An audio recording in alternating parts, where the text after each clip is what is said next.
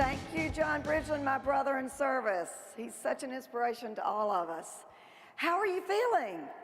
Such a wonderful day. You know, we've all thanked Tracy and Neil for their personal inspiration and leadership, but I just want to thank the Points of Light organization and Neil Bush and Tracy for giving us all the opportunity to learn, to listen, to convene together, to talk with one another, and be inspired about how service unites us all.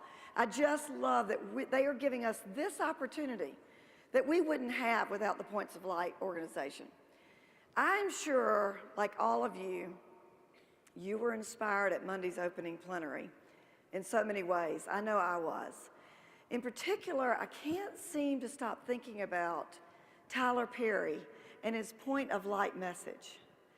Since then, I've been thinking about my travels across the country and those who I have met who have inspired me.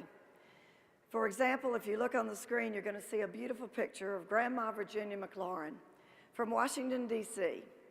Now, Grandma Virginia is a volunteer with our Senior Corps Foster Grandparent Program. For those of you who are trying to recruit seniors to volunteer with your organization, and you might have a senior tell you, "I'm sorry, I'm a little too old to volunteer," I want you to remember Grandma Virginia. Here's why. Grandma Virginia started volunteering 25 years ago at the age of 80. That's right, you did the math with me, didn't you? She's 105, and that's a picture of her on her 105th birthday on March 12th. On this day, she was actually inducted into Washington, D.C.'s Women's Hall of Fame. Grandma Virginia volunteers every day of the week. Did I say every day of the week? Every day of the week. At Melvin Sharp Elementary School. She actually walks to work from her home every day. She says to me that often people pass her and offer her rides to school. And she says, you know, occasionally I take the ride, but quite frankly, most of the time I say, no thanks, I need the exercise. Grandma Virginia is a point of light to me. Tim Lovett is an Iraq War veteran who suffered a traumatic brain injury when a suicide bomber blew himself up 10 feet away from his truck. Upon returning from war, Tim found it very difficult to relate to community back in his home state of Washington. He actually told me, he says, "Wendy, when I transitioned out of the military, I realized that I had a huge void in my life. I had a lost sense of purpose and mission, and I really missed the camaraderie of the men and women, the soldiers that were serving alongside me." He realized that his fellow veterans shared his desire to continue to serve our country even after separating from military.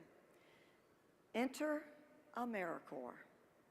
Tim became an AmeriCorps member and served in the Washington State Vet Corps, a program that helps veterans successfully navigate the college and university systems so they can take full advantage of the GI Bill benefits and graduate and go on to become gainfully employed.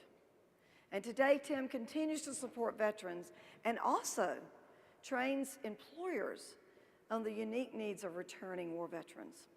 Tim is a point of light to me. 4 senior volunteers from Greeley, Colorado, that's about an hour north of Denver, volunteer with an RSVP, Retired Senior Volunteer Program called the SHOP program. SHOP, Seniors Helping Other People. I met Jerry, Don, and Fred this year about in February, where I was helping them, well actually I was observing them repairing and rebuilding and actually dismantling, repairing and rebuilding a ramp for an elderly resident who had paid for this ramp that was so badly constructed she could not use it to access her home in or out of her home, and the contractor would not repair it. So these SHOP volunteers from RSVP travel around the community repairing and rebuilding ramps for people just like her who can't afford to do it themselves. These retirees could easily be fishing and hunting or playing cards or gossiping at the local coffee shop, but they spend most of their time helping others in the community. These shop RSVP volunteers are certainly points of light to me. One of my last inspirations this week that I've been thinking about and the points of light to me are the 830,000 and growing number of AmeriCorps alums. Those of you in the audience today who are AmeriCorps alums chose to serve our country in one of the thousands of host agencies who connected you to community needs. You gave a year of your life and you made a sacrifice. And each one of you, and I've met many, each one of you has a service above self approach to life. Just shortly, 3 months from now, we will celebrate you on September 12th, where we'll celebrate your commitment and also those who will be joining AmeriCorps this fall, which is the 20th anniversary to the day of the first induction ceremony for AmeriCorps.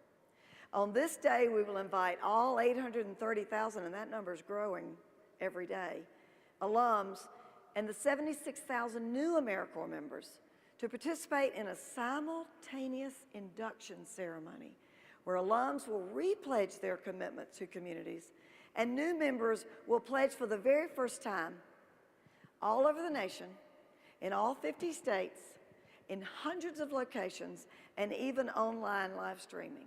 It's going to be a very special, special moment. AmeriCorps alums, you are my points of light. Absolutely.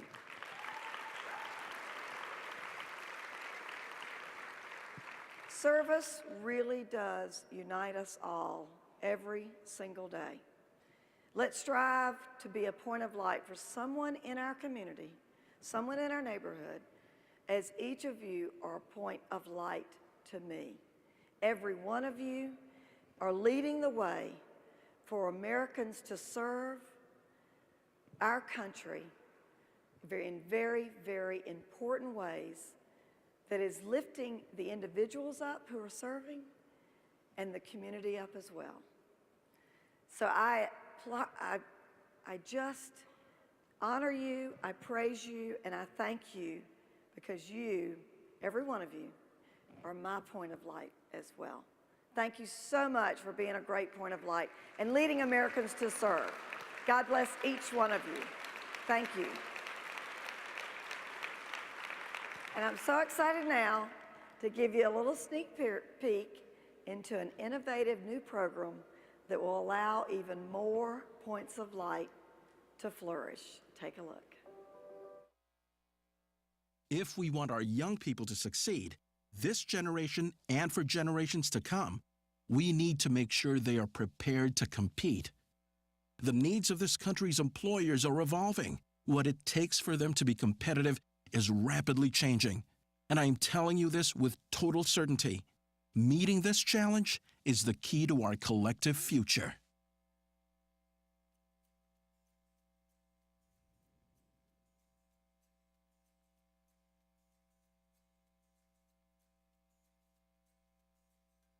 AmeriCorps, the City Foundation, and Points of Light present the story of what happens when a $10 million commitment and 225 AmeriCorps members empower 25,000 underserved youth and young adults in 10 cities across the U.S., using volunteerism to build skills and inspire higher levels of college and career attainment.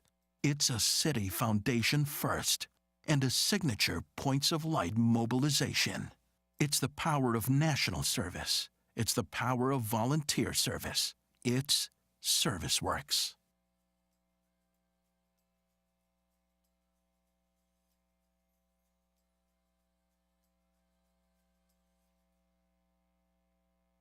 Ladies and gentlemen, please join us in welcoming representatives from the 10 host sites who will bring ServiceWorks to life. Let's hear it for the Boston Private Industry Council. From Chicago, Casa Central. Joining us from Dallas, the Volunteer Center of North Texas. From Los Angeles, Public Allies in partnership with CD Tech. Public Allies of San Francisco, the Greater Miami Service Corps. From Newark, Jersey Cares. From New York City, The Door, United Way of Greater St. Louis.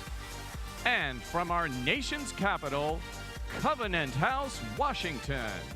These distinguished organizations are joined by our partners from AmeriCorps, the City Foundation, and members of the Points of Light ServiceWorks team. Congratulations and good luck to you as your 3-year ServiceWorks journey begins.